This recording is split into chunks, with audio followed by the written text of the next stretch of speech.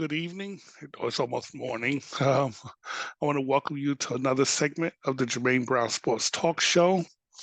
Today is Wednesday, November the 29th, 2023. This is going to be a difficult topic for me because I had one set of you going in, and it took a friend and family members to convince me otherwise, that there is a flaw in my view. What am I talking about? Okay. I had to believe a few years ago, we in 2021, in the 2021 draft coming up, actually speaking, the Jets were in the Trevor Lawrence sweepstakes until they won some games. And then so the Jets ended up drafting with the number two spot, at the number two spot. And I came out, if I remember, I produced a video then stating that I would move off of Sam Darnold because he was in his third year of his rookie deal. And that I have a belief that if you're in the third year, coming off the third year of your rookie deal, you're either the guy or you're not. Or you're just a guy. Well, Sam Darnold, and I said it then, and I still believe it, he was let down by the Jets organization. Sam Darnold has some talent, but I thought the Jets set him up to fail because they didn't put weapons around him, and also bad coaching. So those were two things that, and to me, like I said before, and I say it again, more, and we're talking quarterbacks here, even though you could apply this to other positions, but quarterbacks particularly. More quarterbacks in the NFL fail due to poor development than it is due to just lack of talent or just being lazy or just not being any good. Now, you have some of that sometimes, the guy just, he likes the lifestyle of the game more than the game itself, and then don't put the time in, like a Johnny Manziel or somebody like that, Jamarcus Russell or somebody like that. You do have those on occasion. However, a lot of times a guy comes in and he puts the time in and he really wants to be successful, but from one circumstance or another, chances are, because see, when you are drafting high in the first round, or you're being picked, should I say, high in the first round, generally you're going to a bad team. Let's just keep it real. There's a reason why they're drafting 1, 2, 3, 4, or 5. These are bad teams. Rarely is a good team ever in a position to draft that high. It's rare. And usually that's because they have someone else's pick, who just so happened to be bad that year. But good teams are not drafting that high in the first round. Let's just keep it real. You go into a bad team, bad organization. And what you have to, as a draftee, being a player drafted, you're really, and I'm talking about from the quarterback position, you're crossing your fingers that the organization knows how to develop a quarterback. Well, there's a few teams in particular that are lousy at developing quarterbacks. One of them happened to be my team, which is the Jets, which Sam Darnold was on at the time. And since we was no longer in the Trevor Lawrence sweepstakes, that means we had a chance to draft Justin Fields, Zach Wilson. You could have gotten Mac Jones or Trey Lance. There was a plethora of other quarterbacks out there. And we was going to settle, and at that time, I was hearing the rumblings that it was going to be Zach Wilson, even though my preference was always Justin Fields. And I believe had we had Justin Fields, we're in a different situation today. That's just my personal view. I could have lived with Mac Jones, but I don't think you draft Mac Jones that high. I didn't think, I liked Mac Jones, but not enough to say make him the number 2 pick. Trey Lance, I felt was just too raw. He had, ability or has potential, but when you don't have as many snaps, no. So that means it's too much unknown. And then Zach Wilson before that year was relatively unknown. He wasn't even the starter, the guaranteed starter, nor was he the captain on the team, of his college team, but he came on that year. And the Jets chose Zach Wilson, and the rest is history. But before they chose Zach Wilson, I was of the mindset that even if they was going to choose Zach Wilson or whoever they was going to choose, you had to move off of Sam Darnold. Why? Because he was coming into the fourth year of his deal. And what I didn't want was that he comes into the fourth year of his deal. Now the Jets have to make a few financial decisions. Do we pick up his fifth year option or do we decline it? Well, if you pick up his fifth year option, then that means he's guaranteed. He's making guaranteed that fifth year, whether he's on the team or not. You got to pay that money. That money is slotted to him, which means you can't use it elsewhere. And if you choose not to pick it up, then that means the fourth year going into that last year was his final year on that contract, which means now he's on a prove it year deal. And we recently here in New York saw where that really bit a team in the behind, because the Giants, instead of moving off of DJ Daniel Jones after his third year, and I was a fan of Daniel Jones, to be honest. I liked him. I thought the Giants failed to properly develop him, and so. But I thought it was best that the Giants move on, but they chose to keep him around and have a fourth year, but not pick up his fifth year option.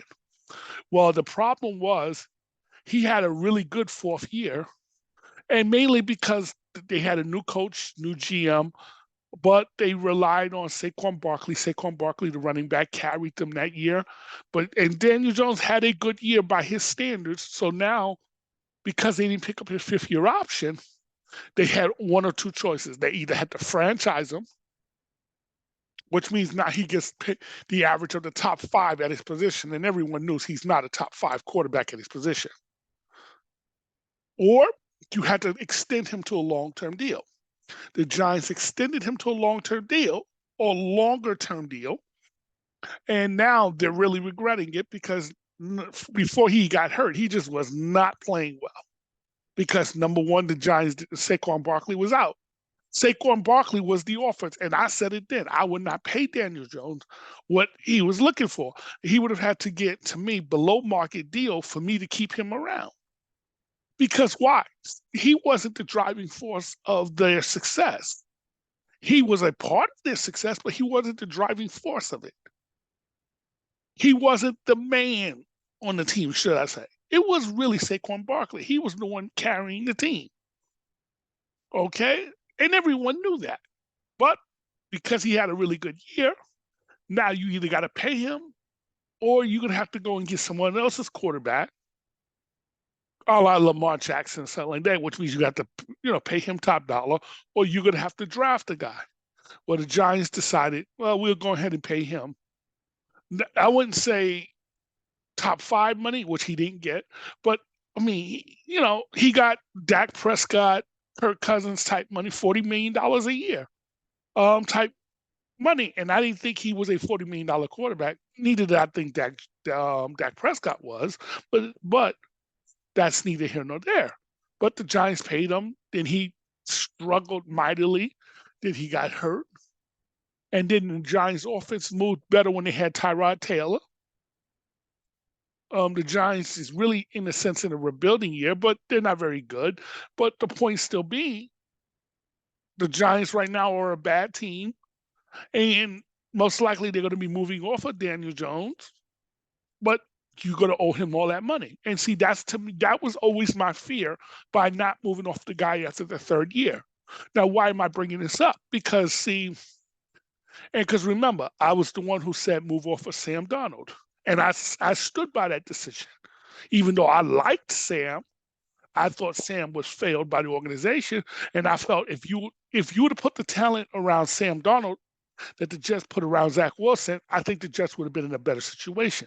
Like, had Sam Darnold, let's say they would have kept Sam Darnold and did not draft Zach Wilson, and they would have still got Garrett Wilson and all these other boys, Sauce Gardner and all these other boys, who wasn't there when they had Sam Darnold. Breece Hall, they would have gotten all these guys. I think Sam Darnold and the Jets would be a playoff team today had we kept Sam Darnold. So obviously it was a mistake to move off of Sam Darnold to go and get Zach Wilson. That's the downside to resetting the quarterback clock, because I was a big believer in resetting the quarterback clock. And I was of the belief that, and everyone knows who knows me knows that I was a Justin Fields fan. And so I said, well, as much as I like Justin Fields, I'm going to be consistent. If I felt the Jets should have moved off of Sam Darnold after his third year, I thought the Giants should have moved off of Daniel Jones after his third year. Because unless it's clear you're the guy, I have to move off of you. That was always my view after the third year to reset the quarterback clock, PayScale clock. And so I was of the mindset, move off of Justin Fields after his third year. Even though I'm a fan of Justin Fields, but I want to be consistent. I don't want to be one of those Colin right, Colin wrong, and got to constantly saying why you're wrong, or constantly have to change position. I didn't want to be doing that because, see, I believe in being consistent until data otherwise or be shown otherwise why I'm wrong on a position. But I hate being wrong on positions. But hey, we're all fallible. None of us is infallible. It's just reality. We all make mistakes. But anyway, so I was of the mindset, no matter, since the Bears are struggling, move off of Justin Fields. Even whether it's his fault or not is irrelevant. They're another team like the Jets, which is poor at developing quarterbacks. So I was of the mindset, go and get, if you have the number one pick, go and get Caleb Williams because talent-wise, he's the dude. And everybody is loving him some Caleb Williams. Then my friend, and I got to give my man Rob some credit, and I also got to give some family members some credit, my dad and cousin some credit. They educated me on something. If you take that viewpoint of, you take that view, if you believe that this guy can play, the current quarterback can play that you got, you're better off keeping him and build around him, even if it means having to pay him. See, I'm kind of on the cheap side. I don't like paying him unless I have to. That's just my view. That's just how I am. I'm like a lot of owners in the NFL that I don't like paying if I don't have to. I want to win on the cheap. That's just the reality. That's my mentality. I only will pay if I have to, which means if I know you are the guy and it's clear as day, I will pay you.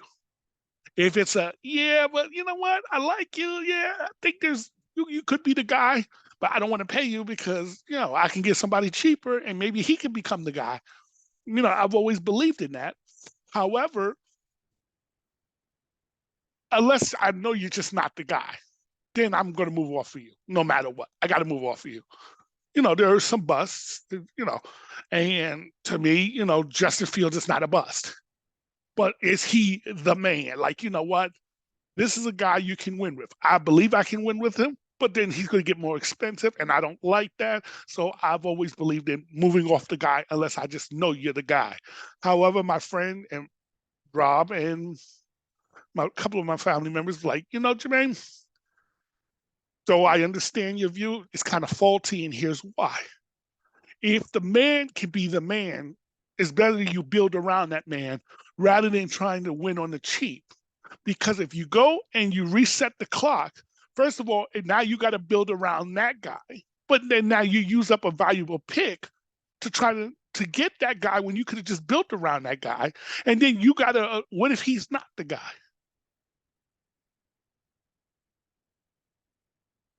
Then you got a problem. Yeah, you reset the clock, PayScale, but if you don't win right away, you're out of a job. And so when you think about it, I said, that is a good point. And I look at Ryan Poles, and Poles, for the most part, has done a good job, but he took a very big risk because why? Okay, he got the job 2 seasons ago. And in his first season, full season, he decided he was going to tear down the team, which means Justin Fields has to play really with hardly anybody around him. And only this year did he go and he started rebuilding the team, and he gave him DJ Moore and some other players, and he improved the offensive line. He definitely did that. Excuse me. The defense he improved the players on the defense. However, the defense got off to a slow start, mainly I think due to injuries. And I was convinced that it was time to blow it up, get rid of Matt Eberflus, get rid of Justin Fields. Though I was a big Fields fan, am a big Fields fan. Get rid of Justin Fields, get rid of Luke Getsy, get rid of all of them, and maybe even including Ryan Poles. But over the last 4 to 6 weeks, you saw that the defense started getting better, mainly because they got healthy, and then the GM did something which was very shrewd and smart. He used the second round pick to go get Montez Sweat out from Washington, who's a top rated pass rusher. Now, they could have waited to the offseason to do it, but the problem then is you're most likely getting into a bidding war, which means it was probably going to cost you more just to save a second round pick. I understood why the GM did what he did. It was risky, but I understood why. Because why? To improve their defense. And now, you know, so jobs are on the line. And so Ryan Poles may end up coming back. He may not. To me, it could be 50-50. Because from what I'm hearing, the new president, Kevin Warren, I think that's his name, did not hire Ryan Poles, did not hire Matt Eberflus. But he got the job after Ryan Poles and Eberflus got there. And so, guys usually want their guys. That's just the way it works. And so the scuttlebutt out of Chicago, and I'm not a Chicago fan or anything like that, but I am keeping tabs on them. It was that Kevin Warren plans on cleaning house, get rid of the GM and coach at the end of the year. We're going to see. But I felt that it was time because the team is still losing games, so I felt it was time to move off of the coach, move off of Justin Fields. But I like the direction that Poles built the team, so maybe give Poles another opportunity. But then, like my friend Rob and who I pointed out, who hired Matt Eberflus? When you knew that the development of the quarterback was the most important thing you had to do, which means his job was to develop Justin Fields, when you hired Matt Eberflus, who ended up hiring Luke Getsy, okay? And guys who Aaron Rodgers give a thumbs up doesn't seem to work out too well. He recommended Luke Getsy. Luke Getsy gets the job. Luke Getsy, thumbs down. And he recommended for Denver to go and hire Nathaniel Hackett to be the head coach. Nathaniel Hackett didn't even last a full season.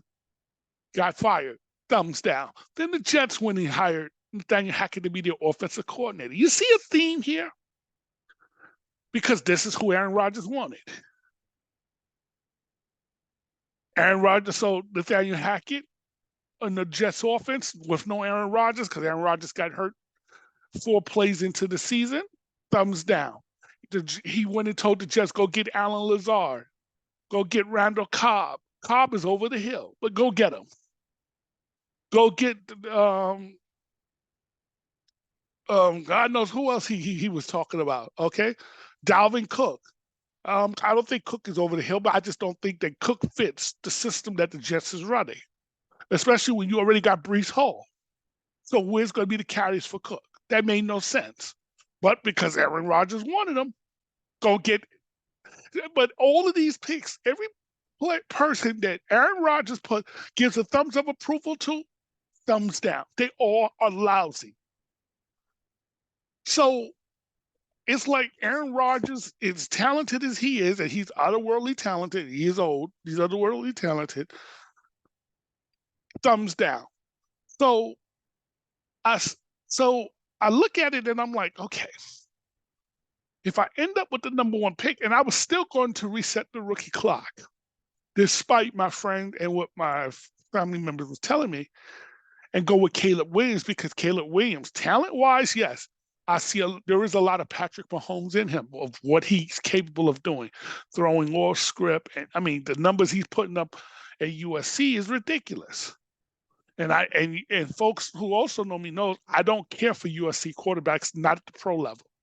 They're great college, but I usually have a rule: don't draft guys from USC. And I was going to also include Ohio State on that list. However, C.J. Stroud has shown me that, he's that rare exception. C.J. Stroud is a monster, but It's funny because, and I'm just going off on a tangent here for a minute, but everybody was like, "Oh, see, the Bears when they had the number one pick last year should have drafted C.J. Stroud," but C.J. Stroud wasn't going to be the number one pick, folks. The number one pick it was Bryce Young. Everybody was the consensus was Bryce Young. However, my dad was like, "No." My dad was one of the few people who was like, "No, it should be C.J. Stroud." Because why? We saw some things against Georgia. Georgia, the top team in the nation last year. Georgia was a beaten team. And CJ Stroud was cutting them up in the air and on the ground. It was like because see, and I've watched a lot of CJ Stroud at Ohio State, and I didn't think that much of him. I thought he was good, but I ain't like, I didn't see nothing special until that Georgia game.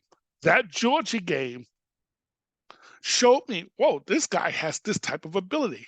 But I wasn't so certain because I was like, is this just an admiration or is this who he really is? So I'm gonna be honest with you. I would not have picked CJ Stroud number one. I would went with Bryce Young because Bryce Young technically had the better college career, especially coming out of the University of Alabama, and then the fact that Ohio State quarterbacks in the pros have mostly been misses. And even Justin Fields, as much as I'm a fan of him, he wasn't a hit, but he wasn't a miss. He was you don't know. And even though I'm a believer in Justin Fields, the fact is he hasn't exactly excelled, and I could understand why, because he was really had some things working against him. But nonetheless, there was a reputation. So I'll be honest with you, I wouldn't, even though I felt C.J. Stroud might have been the better quarterback, I would not have picked C.J. Stroud. I would have picked Bryce Young. Because I wasn't certain about CJ Stroud. Because again, I saw a lot of CJ Stroud in college, but I never saw what he did against Georgia up until he did against Georgia. Georgia had a number one defense, an elite defense, and he cut him up like Swiss cheese. He cut him up. They should have won that game. Their coach was the reason why they didn't win that game, and to this day, my dad still gets upset with the coach about that. He can't let it go, and I can understand why. And a lot of Ohio State fans can't let it go. That's why a lot of people is not too happy with Ryan Day, but that's another story for another day. But so now the Bears is being criticized for not drafting C.J. Stroud, but C.J. Stroud wasn't going to be the number one pick. The Bears would have taken Bryce Young, and what we're seeing, especially with no top flight receiver, we see what's happening with Bryce Young. He's got good receivers. People try to make it seem like Carolina has no talent. That's not true. Carolina's got as much talent as Houston have. To be honest, they do. Because nobody was talking Houston until CJ Stroud started doing what they're doing. The media, they just like to switch up on you and play that Monday morning quarterback because that's what the media and a lot of other people do. But if everybody thought CJ Stroud was that dude, he would have been the number one pick. Let's keep it real.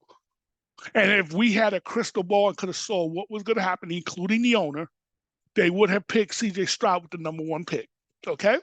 Now, I'm going to get into the firing of Frank Wright in the Carolina Panthers, another video, but this ain't going to be the video for that.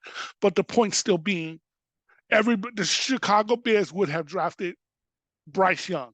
And based off what we're seeing now, that would have been a mistake. See, this is why this is hard to, unless this is really hard, because even the so-called generational quarterback that Trevor Lawrence was supposed to be coming out of that 2021 draft, he hasn't looked so generational. He's been good, but he hasn't really been generational or great. But the media's trying to pretend like he's great, calling him the Prince, Nick Wright calling him the Prince, that is, and all these names. But when you really look at his numbers, when you've thrown as many touchdowns as Justin Fields has missed 4 games due to the injury, 3 to 4 games to the injury, that you're not. No, I'm sorry, you're not having a great year. Now, the team is having a great year, but he isn't having a great year. If we're really being really honest about it.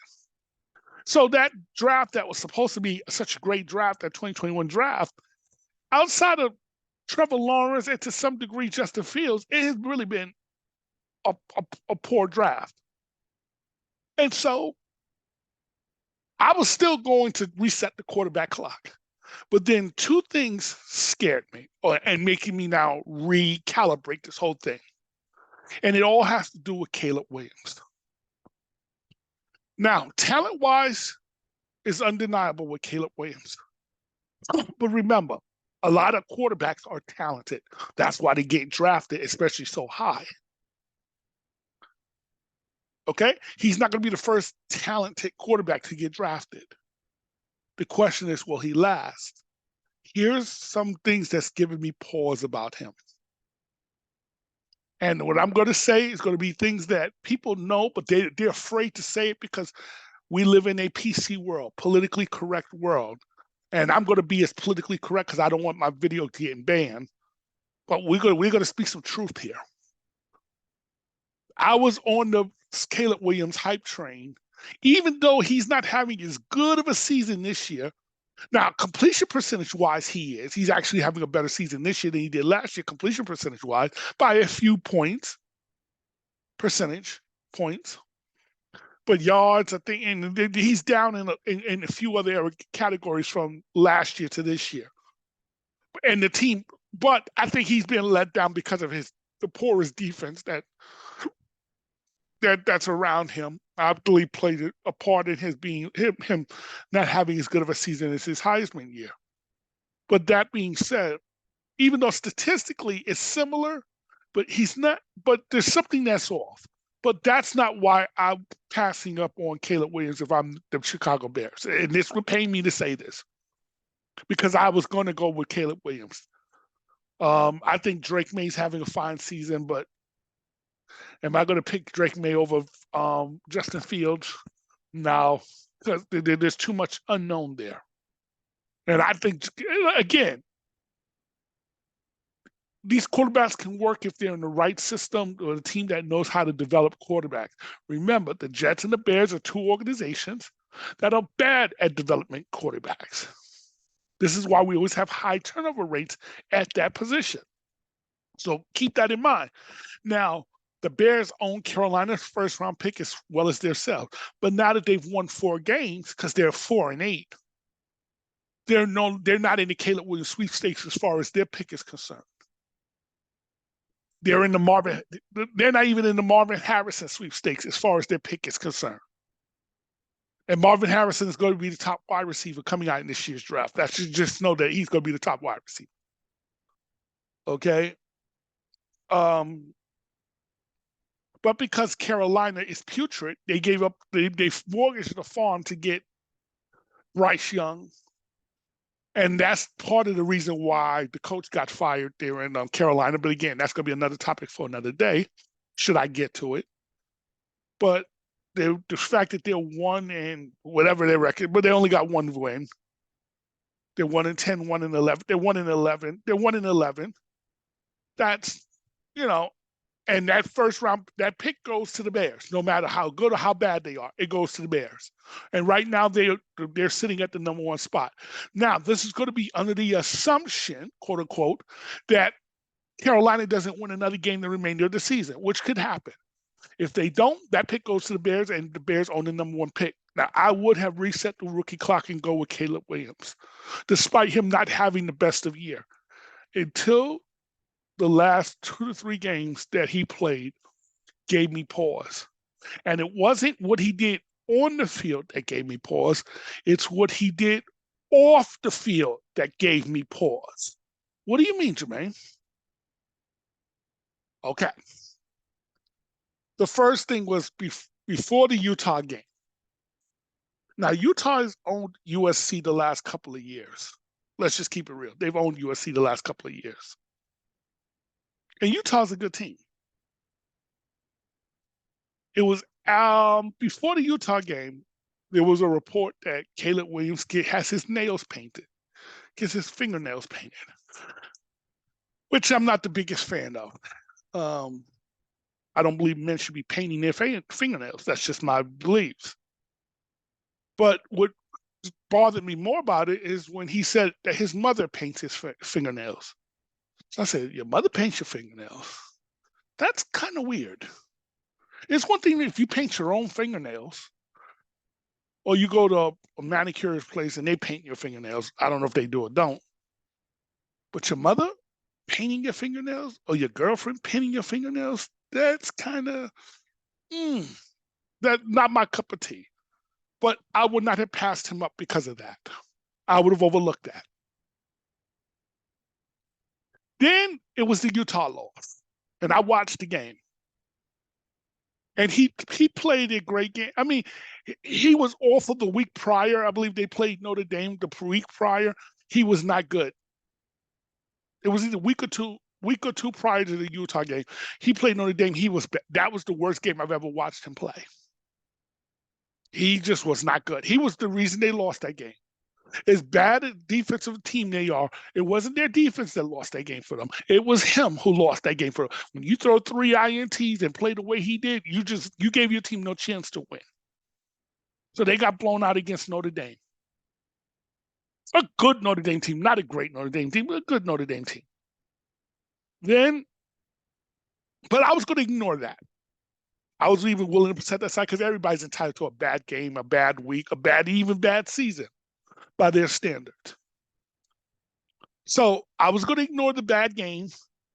I was going to ignore the fact that he wasn't as great this year as he was in his Heisman year the year before. I was even going to ignore the fact that his mother paints his fingernails, which I don't think, come on. When you're looking for a quarterback, you're looking for a CEO, a leader of men. Okay? He's leading your organization. He's the face of your franchise. He's the first person people see when he gets to that podium. Even more so, him and the coach are the two people you see. You don't see the GM, you don't see the owner. You see the coach and you see the GM. So he's an extension of the coach. So I was willing to ignore that. But it was what he did after the Utah game where I bailed on him. After that game, and which was a tough loss, I get it. It was a tough loss. He played well, not great, not bad, but he played well in that game. And they would have won that game if they had any semblance of a defense. They would have won that, but they didn't.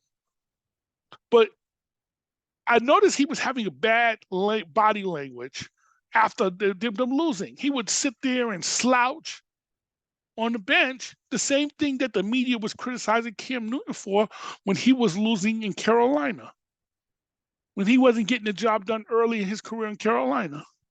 They would criticize us, bad body language. You're the leader of the team. You can't be acting like that. But Caleb Williams yet was getting a pass for doing the same exact thing. But I was even willing to ignore that. But it's what he did afterwards where I said, no, he cannot be the leader of my team. And why, if I'm the Bears, I am not trusting this guy to run my franchise. He went up into the stands and started crying on his mother's shoulders. Now they tried to hide and put a big old paper over him to see, so this way the fans don't see him boo-hooing. But that's not good.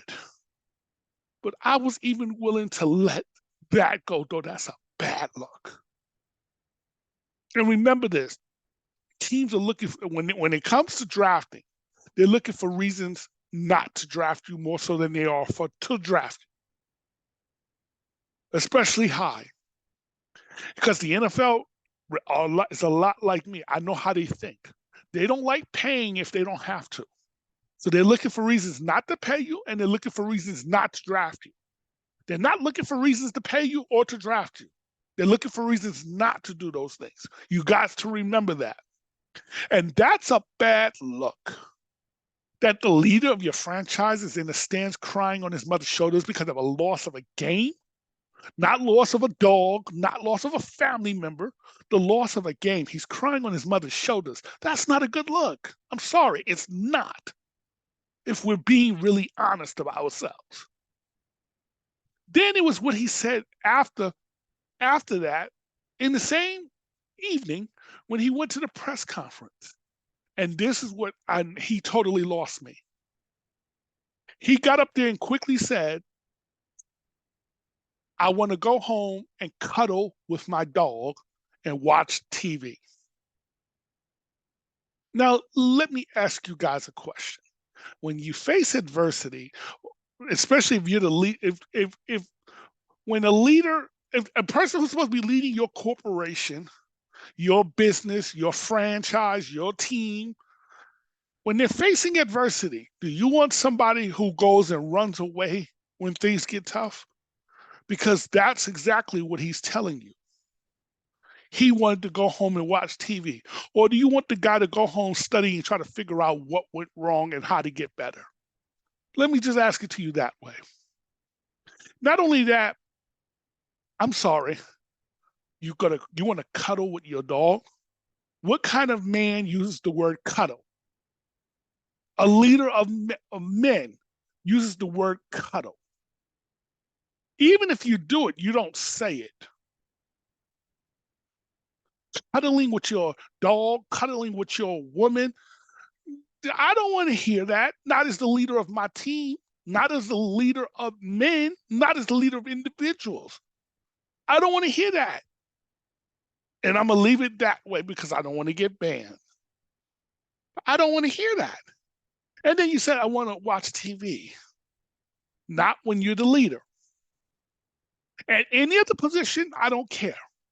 But at that position, it matters. It matters. Because when Tom Brady, the best of the best, when they have bad games, the last thing they're doing is looking to go home and watch TV. They're looking to go and figure out how to get better. That's why they're the best of the best. The Kobe Bryants, the Michael Jordans, the Tom Bradys, the Patrick Mahomes of the world, the best of the best. They're looking for ways to get better. They're not looking for, you don't hear them go home to watch TV off of a bad game. Even if they do it, you don't hear about it. And they're not going to publicly announce it. And so when I heard that, when I saw that, I said, I'm out. I'm out on the Caleb Williams, going and get Caleb Williams with the number 1 pick. I think I'm better off staying with Justin Fields and building around him, and I'll take my chances that way. Then they had another loss this past week or so. So they've been on this losing streak of late. And then he refuses to speak to the media. I'm not talking to the media. Whoa, yo, bro, that's not going to play. You, as the quarterback, it is your job to speak to the media. Good or bad, win or loss, your job is to speak to the media. Just like it's the head coach's job to speak to the media. Head coaches don't want to speak to the media, but it's your job to do so. Just like it's the quarterback's job to do so. So when the quarterback refuses to speak to the media because of a loss or a bad game, what is he telling you? He can't handle failure, or he can't handle setbacks. See, this game, just like any other game, and just like life, it's mental. It's more mental than physical. Because a lot of people got physical abilities. But what separates the good from the great? Mental, the mentality. What sets apart the good from the average or the ordinary? Mental. And what separates the ordinary from the bad? Mental. It's all up here. It's not so much physical ability. If you're getting drafted that high, there's a reason why, from a physical standpoint, you have physical ability. So it's not about the physical. Even Michael Jordan said 90% of the game is mental. That means the other 10% is physical or whatever else. But 90% of the game is mental. It's the mentality. And so for you not to speak to the media is alarming when you're the quarterback. And then especially you think you're going to go to a city like New York, Chicago, Philadelphia, Los Angeles, who have big media contingencies, Boston, and you're not going to speak to the media? No, that's not going to fly, dogs. That's not going to fly. And if you draft him and he acts that way, guess who they're going to be looking to run out of town? Not only him, but the guy who drafts him. Even though the media and everybody's telling you to draft Caleb Williams. But at the end of the day, they're going to say, well, because you can't fire the media. They're not firing themselves. And the fan ain't going to fire himself. So he's going to say, it's your job to get it right, which they're right, because that's what you're paid to do, is to get this right. So after watching how he has responded after losses, and that's how you really want to tell the character of a leader. How does he respond? See, everybody responds well when things are good. everybody responds well when things are good. It's when things are not so good. How does the person respond? That tells me a lot about them. Even if they don't end up being successful, but you got to at least respond a certain way when things aren't good. If you fold up and just go away, or you fold up and give up, that's not a good thing. I don't care how, no. You got to be strong-willed, especially when you're asking a guy to be leader of men. I'm sorry, there's certain requirements to that job where it's of high demand. The spotlight is on you, good or bad. And so after seeing some recent developments, I have to kind of agree now with my friend and my family members. And that's why I say I'm apologizing, because I was wrong. Sometimes you're better off keeping what you have and building around that rather than trying to save some money and start over. Because my dad, one of his favorite commercials is the Fran oil commercials. And you saw that back in the 70s and 80s and stuff. I think even the 90s. But the Fran oil commercial is, you can pay me now or you're going to pay more later. In other words, being cheap will cost you more in the long run. Trying to save money now will cost you more in the long run. So sometimes saving money is not a good thing. I want to thank you for watching another segment of the Jermaine Brown Sports Talk Show. Have a good evening. And don't forget to click that subscribe and like button.